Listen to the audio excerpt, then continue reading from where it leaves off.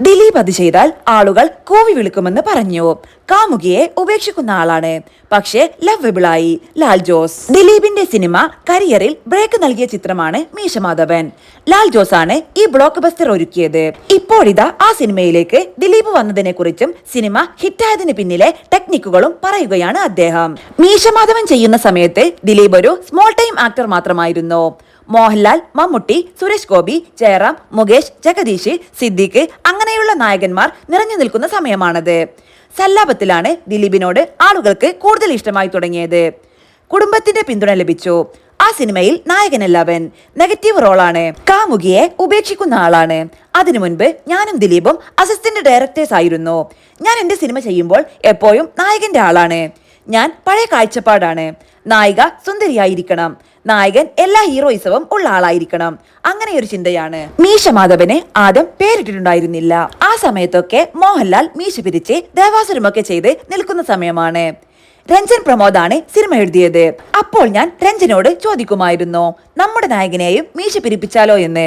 അപ്പോൾ രഞ്ജൻ പറഞ്ഞത്, ദിലീപ് മീശ പിരിച്ചാൽ ആൾക്കാർ കൂവുമെന്ന്. അവൻ മീശ പിരിച്ചാൽ എന്തോ ഒരു കാര്യം സംഭവിക്കും, അത് ഫണ്ണാണെങ്കിൽ ആളുകൾക്ക് ഇഷ്ടമാവും എന്ന് ഞാൻ പറഞ്ഞു.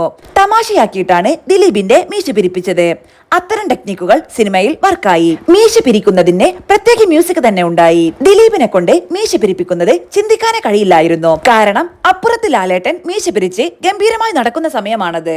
എന്തുകൊണ്ടാണ് സംവിധായകർക്ക് കൂടുതൽ പ്രാധാന്യം ഉണ്ടാകുന്നതെന്ന് വെച്ചാൽ, ഒരു നല്ല തിരക്കഥയെ ഒരു മോശം സംവിധായകനെ നശിപ്പിക്കാൻ പറ്റും. ഒരു മോശം തിരക്കഥയെ ഒരു നല്ല സംവിധായകനെ രക്ഷിക്കാനും പറ്റില്ല.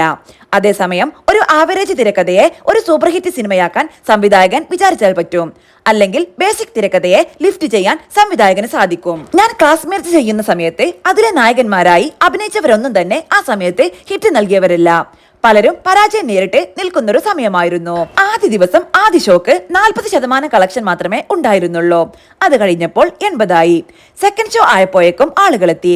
സോഷ്യൽ മീഡിയ ഇല്ലാത്ത കാലത്തും മൗത്ത് പബ്ലിസിറ്റിയിലൂടെ സിനിമ ആളുകളിലേക്ക് എത്തി. എന്റെ സിനിമകൾ പൊതുവെ ഞാൻ പ്രിവ്യൂ കാണിക്കാറില്ല, പേടിയാണ്. ആകെ ഒരു സിനിമയ്ക്ക് മാത്രമേ പ്രിവ്യൂ കാണിച്ചുള്ളൂ. ആദ്യ സിനിമയായ മറവത്തൂർ കനവിന് ചെന്നൈയിലായിരുന്നു സിനിമയുടെ വർക്കൊക്കെ നടന്നത്. പക്ഷേ സിനിമ ചെന്നൈയിൽ റിലീസ് ചെയ്യുന്നുണ്ടായിരുന്നില്ല. അതുകൊണ്ട് അവിടുത്തെ സിനിമക്കാർക്ക് വേണ്ടി സിനിമയുടെ പ്രിവ്യൂ കാണിച്ചു. സിനിമ കാണാനെത്തിയത് ചെങ്കീരികളായിരുന്നു. പഴയ ഡയറക്ടേഴ്സ്, പ്രൊഡ്യൂസേഴ്സ്, താരങ്ങളൊക്കെ ആയിരുന്നു. ഞാൻ പക്ഷേ അവിടെ നിന്നില്ല. ഞാൻ അവിടെ നിന്ന് മുങ്ങി. സിനിമയെ കുറിച്ച് നല്ല അഭിപ്രായമാണ് കിട്ടിയത്. നല്ല തിരക്കഥയാണെന്നൊക്കെ പറഞ്ഞു. നല്ല തിരക്കഥ ആവാതിരിക്കില്ലല്ലോ. ശ്രീനി ചേട്ടനാണ് സിനിമയുടെ തിരക്കഥ, ലാൽ ജോസ് പറഞ്ഞു.